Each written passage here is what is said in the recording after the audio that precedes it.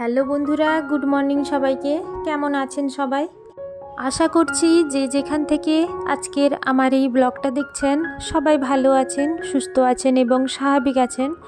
আমরাও ঠাকুরের আশীর্বাদে সবাই বেশ ভালো আছি। শীত তো চলেই গেছিলো, গরম পড়ে গেছিলো, তো দেখি চাদরগুলো সব ধুয়ে রেখে দিয়েছিলাম। তারপরে বৃষ্টি হতেই দেখছি ঠান্ডা শুরু হয়েছে আবার। সকালবেলা আজকে ঘুম থেকে উঠে দেখি চারদিকটা পুরো কালো হয়ে আছে মেঘে, আর প্রচণ্ড পরিমাণে ঠান্ডা হাওয়া বইছে। সেই জন্য একটু চাদরটা গায়ে দিয়ে নিয়েছি, কারণ এই সময় ছেলের প্রচণ্ড শরীরটা খারাপ হয়েছে। সিজন চেঞ্জের সময় প্রত্যেককেই উচিত একটু সাবধানে থাকা, না হলে কিন্তু খুবই অসুবিধে হবে।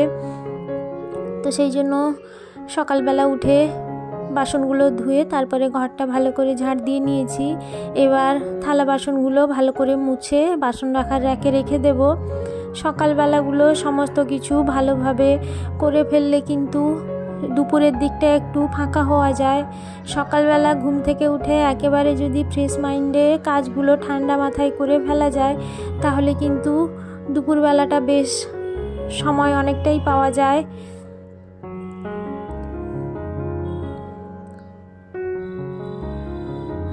বাসন রাখার র্যাকে এবার বাসনগুলো রেখে দেব, কারণ কালকে যেহেতু রুটি হয়েছিল রাত্রে, তো রুটি খাওয়ার জন্য তো বেশি বাসন হয় না।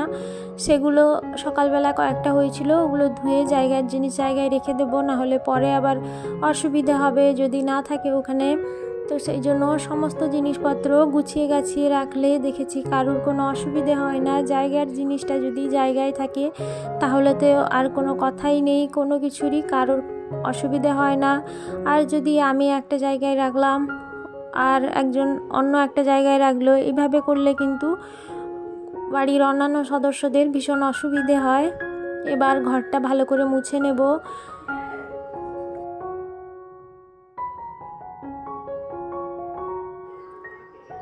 সকালবেলা যদি এই ঘরটা মুছে নেওয়া যায় আর স্নান করে ঠাকুর পুজো করে দিই, তাহলে কিন্তু আমার মনে হয় যে সংসারের আমি অনেকটাই কাজ শেষ করে ফেলতে পেরেছি সকালবেলা। আর এই সব কাজগুলো স্নানের আগে করলে বেশ ভালো লাগে, কারণ স্নান করার পরে এইসব মোছামুছি ঝাড় দেওয়া এগুলো ভালো লাগে না করতে। সেই জন্য বাসি কাজটা সকালবেলা তাড়াতাড়ি করে সেরে নিই।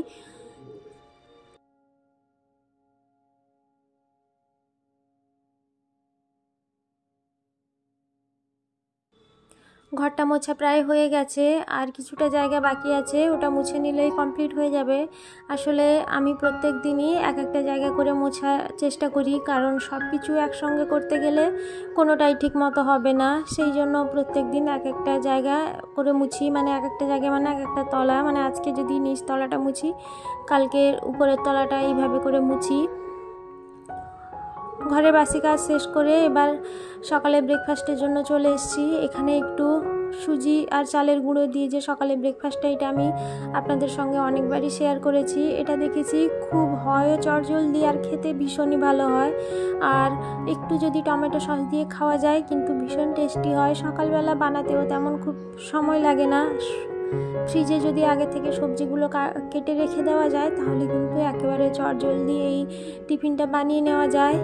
বড় থেকে ছোট সবারই দেখেছি খুবই ভালো, মানে খেতে সবাই পছন্দ করে। সেই জন্য আমার একটা সুবিধা হয় যে একটা জিনিস বানালে সবাই খেতে পারে। সকালের টিফিনটা বানিয়ে এবার স্নান টান করে চলে এসেছি ছাদে, জামা কাপড়টা শুকোতে দিয়ে ঠাকুরের বাসন ধুয়ে ঠাকুর ঘর পরিষ্কার করে এবার ফুলটা তুলে নেব। তুলে নিয়ে ঠাকুরকে পুজো দিয়ে তারপরে তো আছে বিশাল বড় যুদ্ধের কাজ, মানে দুপুরে রান্নাবান্না। সকালের টিফিন জল খাবার সব হয়ে গেছে, এবার দুপুরে রান্নার জন্য চলে এসেছি। তো পুজো করে এসে দেখি চিকেন এসছে। চিকেন এলে আর কোনো অসুবিধা নেই। এখানে চিকেনটা প্রথমে হলুদ নুন দিয়ে ম্যারিনেট করে রেখে দিয়েছি। এবার যেভাবেই রেগুলার চিকেনের ঝোল বানানো হয় সেভাবেই রান্নাটা করে নেব।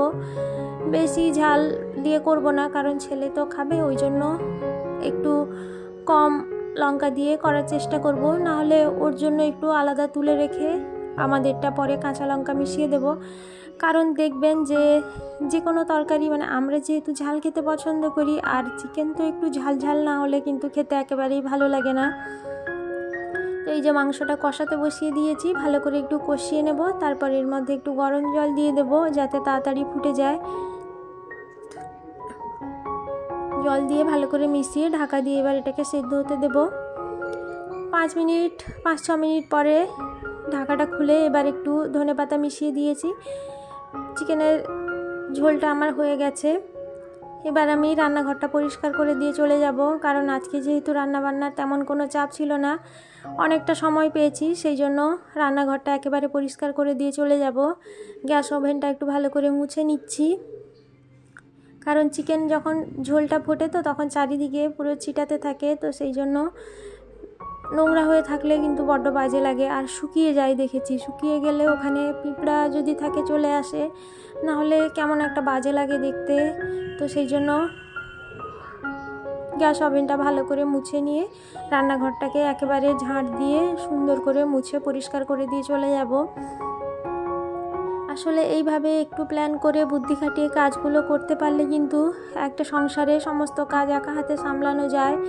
মেয়েরা তো সবই পারে, আজকালকার মেয়েরা যেমন এক হাতে সংসার সামলাচ্ছে তেমন বাইরের দিকটাও সামলাচ্ছে, সঙ্গে বাচ্চাকেও সামলাচ্ছে।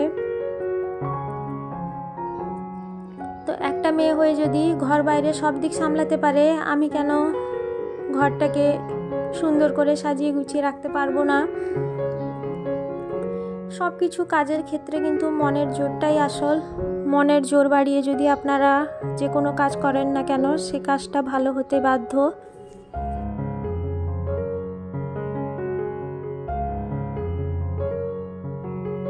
আর দেখবেন, আমি দেখেছি রান্নাবান্নার ক্ষেত্রে একটা বড় অসুবিধা হলো যে এখানে মানে পরীক্ষা দেওয়ার থেকেও আরও বেশি যেন এটা টাফ ব্যাপার। মানে পরীক্ষায় শুধু পরীক্ষক মানে একজনকেই সন্তুষ্ট করলে হবে, কিন্তু এখানে বিভিন্ন জন বিভিন্ন রকমভাবে আপনার খুঁত বাজবে। ধরুন কেউ বলল যে তরকারি ঝাল কম হয়েছে, কেউ বলল আরেকটু নুন দিলে হয়তো ভালো লাগতো, কেউ হয়তো বলল এই মশলাটা আরেকটু দিলে ভালো হতো।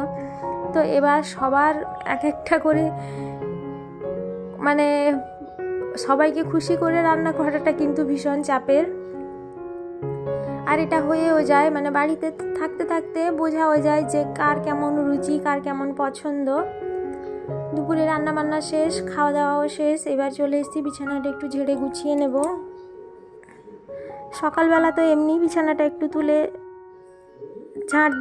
ঝাঁটিয়ে দিই ধুলোগুলো, আর বিকেলবেলা করে প্রত্যেক দিন বিছানা চাদরটা তুলে তারপরে সুন্দর করে একেবারে টান টান করে পাতিয়ে দিই। আমি আপনাদের সঙ্গে আমার এই বিছানা গোছানোর বেড ক্লিনিং ভিডিওটা কিন্তু প্রায় শেয়ার করি, কারণ এই কাজটা করতে আমার এত ভালো লাগে। আর ঘরের বিছানা চাদর নতুন পাততে আমার মানে খুবই ভালো লাগে। আর আমার শাড়ির থেকেও আমার মনে হয় নতুন বেডশিট এগুলো কিনবো, এগুলোর প্রতি আমার বেশি একটু ঝোঁক আছে। যাই হোক, বিছানাটা গোছানো হয়ে গেছে। কম্বলটাকে ভেবেছিলাম ধুয়ে তুলে দেব, কিন্তু এখন আর ওটা খুবই প্রয়োজন হয়ে পড়েছে, ওই জন্য ওটাকে বিছানায় রেখে দিচ্ছি। বন্ধুরা, আমার ভিডিও আপনাদের কেমন লাগছে অবশ্যই আমাকে কমেন্ট করে জানাবেন। আর আমার ব্লগ যদি আপনাদের কোথাও একটু ভালো লেগে গিয়ে থাকে তাহলে একটা লাইক দিয়ে দেবেন আর একটা কমেন্ট করবেন, যাতে আমি আরও ভালো ভিডিও বানাতে অনেকটা মোটিভেট হই। আর সাবস্ক্রাইব করে আমার পাশে থেকে যাবেন, কারণ আপনারা না থাকলে আমি কিন্তু আমার এই পথ চলা একেবারেই সম্পূর্ণ করতে পারবো না। আর যারা এখনও পর্যন্ত আমার চ্যানেলটিকে অলরেডি সাবস্ক্রাইব করেই ফেলেছেন, তাদের প্রত্যেককেই আমি জানাবো অসংখ্য ধন্যবাদ। এভাবেই আমার সাথে থাকার জন্য, পাশে থাকার জন্য। আপনারা যদি এইভাবেই আমাকে সাপোর্ট করতে থাকেন তাহলে আমি একদিন অবশ্যই আমার লক্ষ্যে পৌঁছতে পারবো। তো এখানে বিছানাটা গুছিয়ে নিয়ে যেসব জামা কাপড়গুলো ধুয়েছিলাম এবার ওগুলোকে ভাঁজ করে রেখে দেব। আর এই যে ছেলেকে নিয়ে একটু বিকেলবেলায় এসেছি ঘুরতে। আমাদের বাড়ি থেকে 8 ঘন্টা 45 মিনিটের রাস্তা, খুবই সুন্দর এই সমুদ্রের ধারটা। ছেলে খুবই বায়না করছিল কোথাও একটা নিয়ে চলো, ঘুরতে যাব। আসলে একা ঘরের মধ্যে সব সময় থাকে, তো সেই জন্য ওকে একটু নিয়ে এসেছি ঘোরাতে। আমি এসেছি, আমার হাজব্যান্ড আর পাশের বাড়ির একজন ফ্যামিলি, তো দুজন ফ্যামিলি মিলে এসেছি। তো এখানে ছেলেগুলো একটু খেলছে, আমরা এখানে বসেছিলাম। খুবই সুন্দর লাগছিল। তাহলে বন্ধুরা, আজকের মতো আমি আমার ব্লগটা এখানেই শেষ করছি। আপনাদের সঙ্গে দেখা হবে আবারও একটা নতুন ব্লগ নিয়ে। ততক্ষণে সবাই ভালো থাকবেন, সুস্থ থাকবেন, সাবধানে থাকবেন। সবাইকে জানাই ধন্যবাদ।